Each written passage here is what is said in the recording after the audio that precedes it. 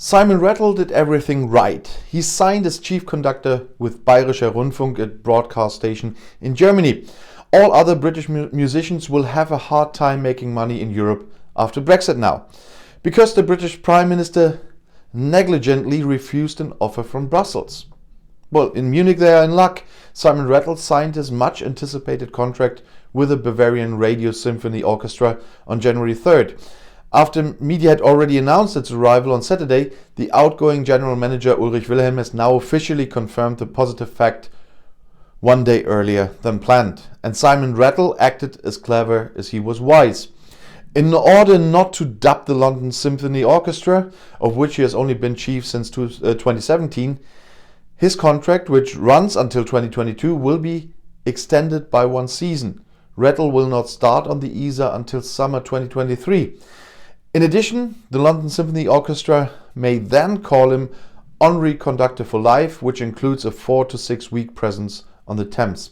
In this way, the 66-year-old will be able to divide the time between Munich, London and his other commitments in Berlin, where he also lives, by the way, in the best possible way.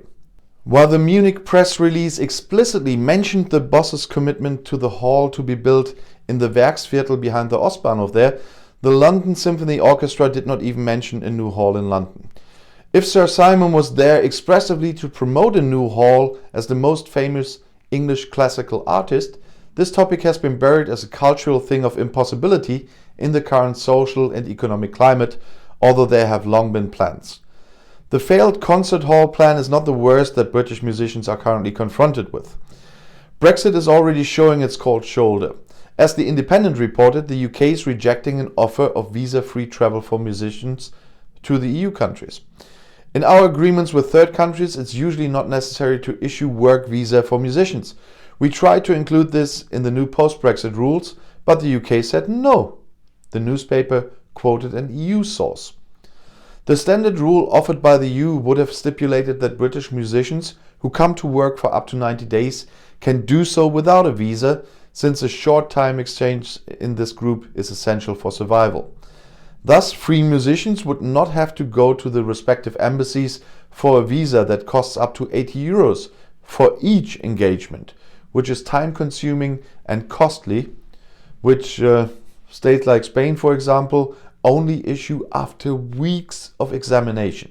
And that would have to be granted individually for 3 to 4 countries on orchestral tours in general. So far, the actual employment conditions have been taken into account, because in Britain, very few musicians can make a living from a job. Even the members of the great London orchestras all play in other ensembles on the side. For many, this has also been a welcome opportunity in the past decades, with a not inconsiderable financial risk, to escape the boring collective routine with decisions made by management.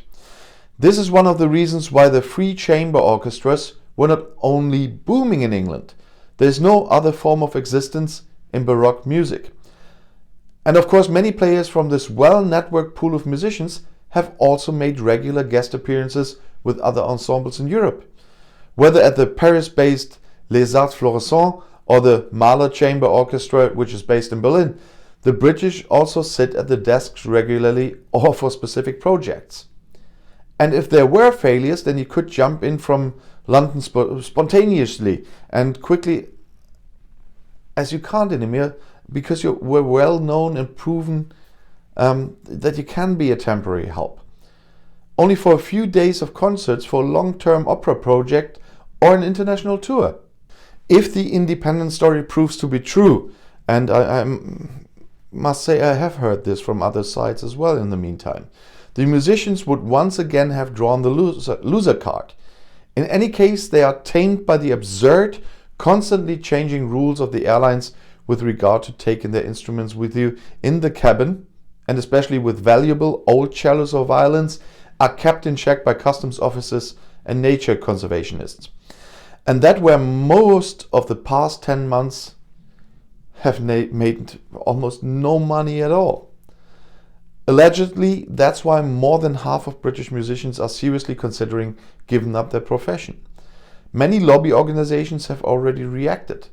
The head of the Incorporated Society of Musicians said she was appalled. English pop stars like the folk singer Lauren Marling and Tim Burgess, the frontmen of the Charlatans, who are also affected, have already signed a parliamentary petition calling for visa-free tours, which is supported by almost 230,000 people. And if you want to stay informed, please subscribe to my channel and my other channels. I'll see you in my next video. Auf Wiedersehen!